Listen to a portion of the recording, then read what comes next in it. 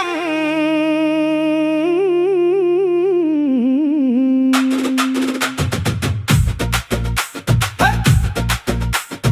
పంతొమ్మిది 1969లో మర్రి చెన్నారెడ్డి ఉద్యమం వల్ల 369 మంది విద్యార్థులు మరణించారు.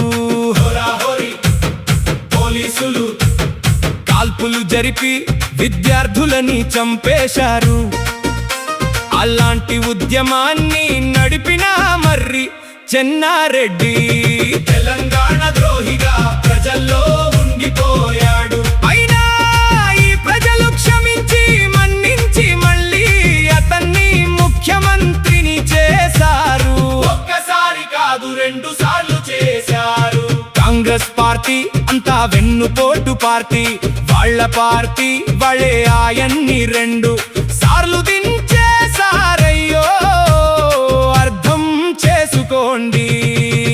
78లో అయ్యారా, 89లో అయ్యాడా? జనకరి జనారే 2 సార్లు రావడం, మధ్యలో పోవడం జరిగిపోయింది. అర్థం చేసుకోండి. ఆ తెలంగాణ ద్రోహి అయిన మర్రి చెన్నారెడ్డి పేరు మీద సనత్ నగర్ హాస్పిటల్ ఈ రోజు ప్రారంభిస్తున్నారు. ఓకే, రేవంత్ రెడ్డి ఆయన పేరు ఎందుకు పెట్టినట్టు అంటే ఆయన కాంగ్రెస్, ఈ తెలివి తక్కువ ఎకనామికల్ పాలసీ వల్ల,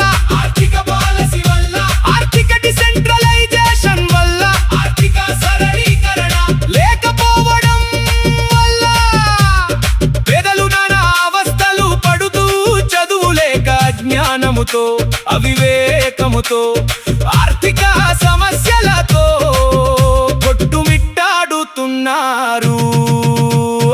అందుకనే పాట నేను పెట్టాను. ఇవన్నీ చూసి ప్రాంతాలు ఒకే, కులాలు ఒకే, మతాలు ఒకే, దేవుడు ఒకే, ఇవన్నీ మనకు పని ఇవ్వవు, కూడు పెట్టవు. అర్థం చేసుకోండి బాగా.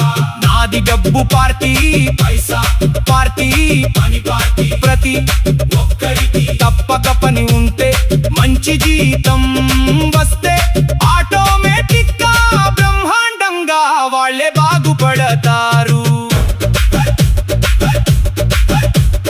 పథకాలు వద్దే, మద్దు పథకాలు ఎందుకయ్య బిచ్చగాళ్ళ?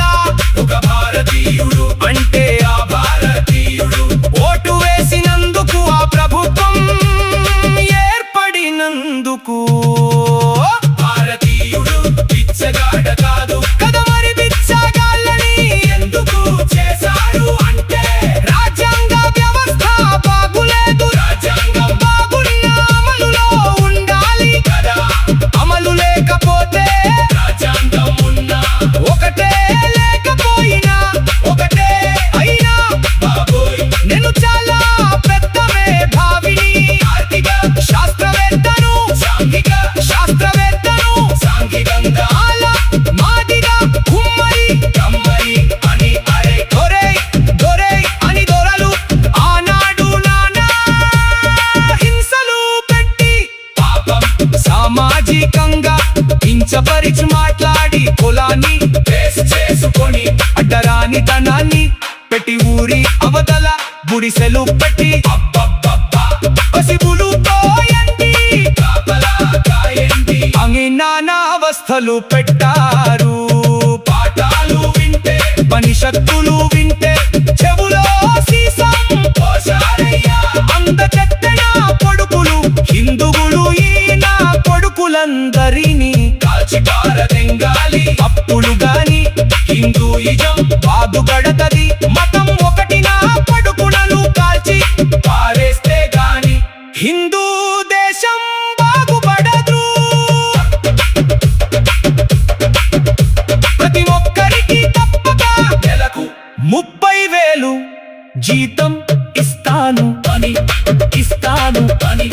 కుల